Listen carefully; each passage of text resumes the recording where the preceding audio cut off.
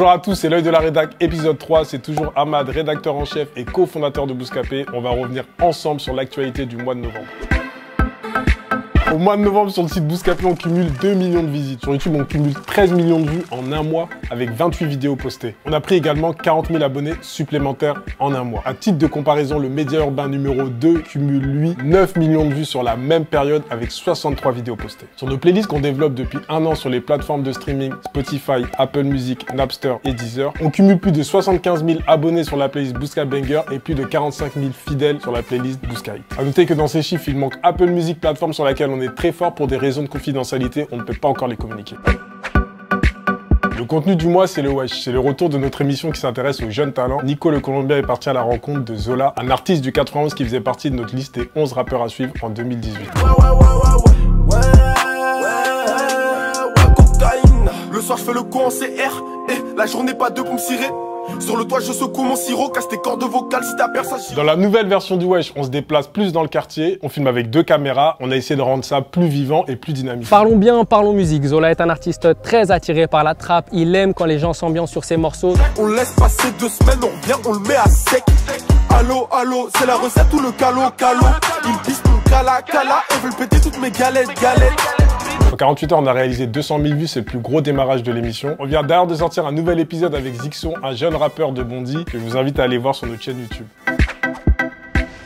La campagne du mois, c'est le partenariat avec Lander sur l'émission Hitmaker. Hitmaker, c'est quoi? C'est notre nouvelle émission qui fait un focus sur les beatmakers et leur travail avec les artistes. On a déjà sorti 2 épisodes, un avec Sizi et l'autre avec Guilty du 80 Squad. Hitmaker, c'est un programme qu'on avait déjà dans le tuyau. On a été approché par Lander, le leader mondial du mastering en ligne. Du coup, on leur a proposé de sponsoriser l'émission. C'est pour ça que leur marque apparaît plusieurs fois dans la vidéo. Pour nous, ça faisait sens de s'affilier à Lander sur ce programme spécialisé. D'ailleurs, le résultat va au-delà de nos attentes.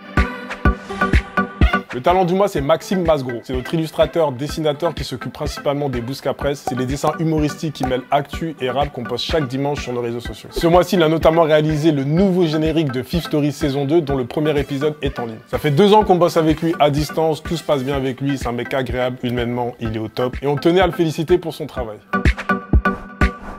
Le problème du mois, c'est la Bouscasemaine de Jul qui ne s'est pas faite. On avait planifié une Bouscasemaine pour Jul pour la sortie de son projet La Zone en Personne. Ça n'a pas pu se faire parce qu'il avait un emploi du temps assez chargé. Ce qu'il faut savoir, c'est qu'on bloque les artistes environ 3-4 jours pour pouvoir réaliser les contenus, ce qu'on n'a pas pu faire sur cet album-là. Mais bon, vu que Jul sort un album tous les 6 mois, on le fera sur un prochain projet.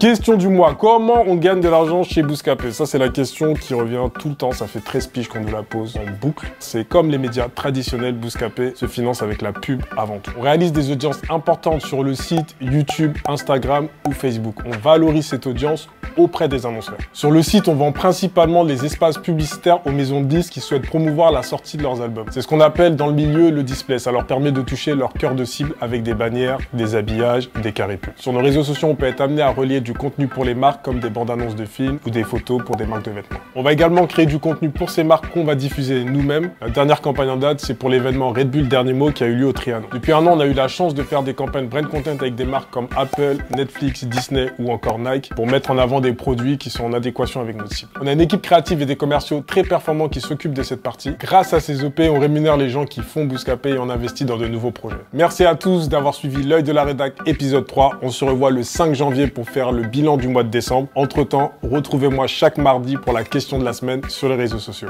Ciao!